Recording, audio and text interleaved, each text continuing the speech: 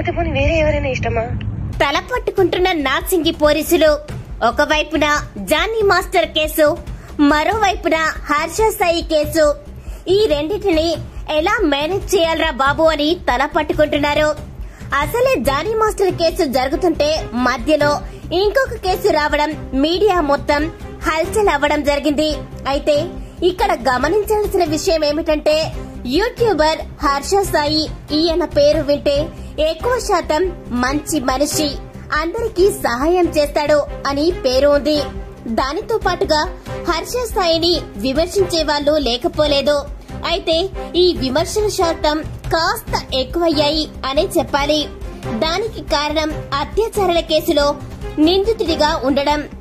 Telugu Bigg Boss OTT season 1 లో entry ఇచ్చిన మిత్రా శర్మ, ఈమె బిగ్ బాస్ లో ఉన్న తీరు చాలా మందికి ఇరిటేటింగ్ తెప్పించింది.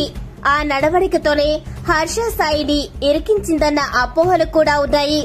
అయితే మిత్రా శర్మ బాయ్స్ అని ఒక సినిమా ప్రొడ్యూస్ చేసింది. ఆ సినిమా ఇంకా రిలీజ్ కాలేదు.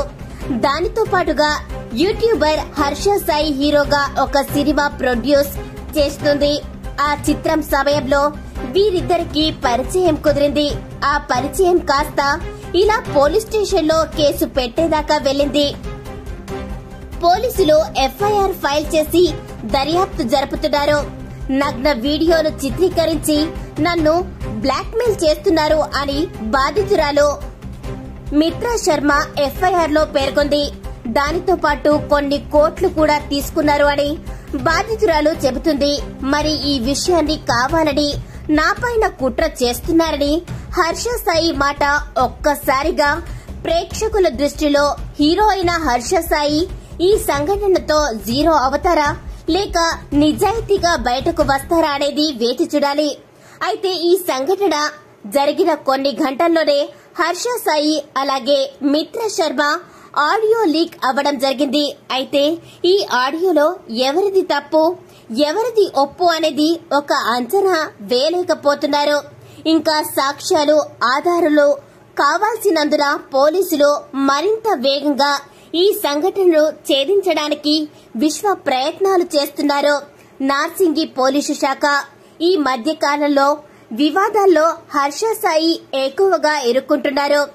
బెట్టింగ్ యాప్స్ ప్రమోట్ చేస్తున్నారని, దానివల్ల ఎంతో మంది ప్రాణాలు తీసుకుంటున్నారు అని ఒక పెద్ద డిబేట్ జరిగింది. అయితే ఈ రకంగా ఒక అమ్మాయి విషయంలో ఇరుక్కుంటారని ఎవ్వరూ ఊహించలేదు. అయితే గమ్మత్తైన విషయం ఏమిటంటే అసలు ఈ యూట్యూబర్స్ అందరికీ ఏమైంది, రోజుకొకరు బయటకు వస్తున్నారు అని నెటిజన్స్ మాట. మరి ఈ హర్ష సాయి కేసు ఎంతవరకు వెళ్తుందో వేచి చూడాలి. మరిన్ని వీడియోస్ కోసం GV news Telugu YouTube channel ని లైక్, షేర్ అండ్ సబ్స్క్రైబ్ చేయండి.